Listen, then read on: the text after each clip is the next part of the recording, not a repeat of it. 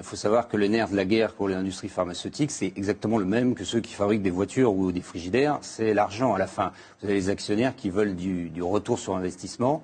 Donc à un moment donné, quand l'industriel est dans une situation difficile ou au contraire qu'il a des objectifs de croissance parfois irréalistes par rapport aux ventes possibles, eh bien les limites sont franchies. Alors les limites, vous les racontez, vous en donnez un certain nombre d'exemples dans ce livre. Oui. Comment vous parvenez à convaincre un médecin de couper un paragraphe de son discours qu'il doit faire à un congrès médical. Comment vous travaillez à minimiser les effets du subutex. Les médecins sont de grands enfants qui ne savent pas résister aux avantages. Absolument. Il y a une croyance totalement stupide qui est de dire que new is beautiful, voilà, disent les Américains. Hein. Donc un nouveau médicament, c'est censé être mieux que les anciens. Il n'y a rien de plus faux. Un nouveau médicament, c'est quelque chose qu'on ne connaît pas et on ne sait même pas s'il va tuer plus que les autres.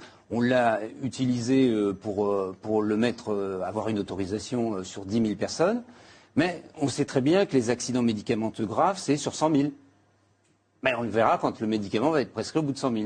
Jusqu'au refus qui a entraîné votre licenciement en 2011 et que vous racontez au début du livre, refus de valider les factures destinées à la rémunération d'un médecin, oui, un expert public, oui, auprès de l'Agence nationale de sécurité du médicament. Là, c'est quelqu'un qui, oui, directement avait un pouvoir de peser sur l'AMM, l'autorisation de mise sur le marché de ce médicament. Absolument. Vous avez la compagnie qui vient faire un roadshow. C'est assez habituel, c'est-à-dire que qu'est-ce que ça veut dire? C'est on vient voir les autorités de santé, on leur présente notre médicament, jusqu'à là, tout est normal.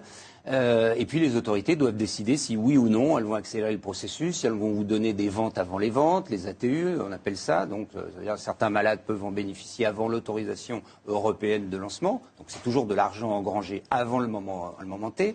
Et puis, vous avez votre expert de l'agence qui est là et que vous payez.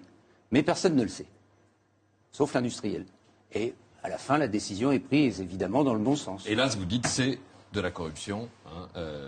C'est ce qu'on appelle pudiquement le conflit d'intérêts. Voilà, il s'agit du Victrelis, qui est un traitement de l'hépatite C.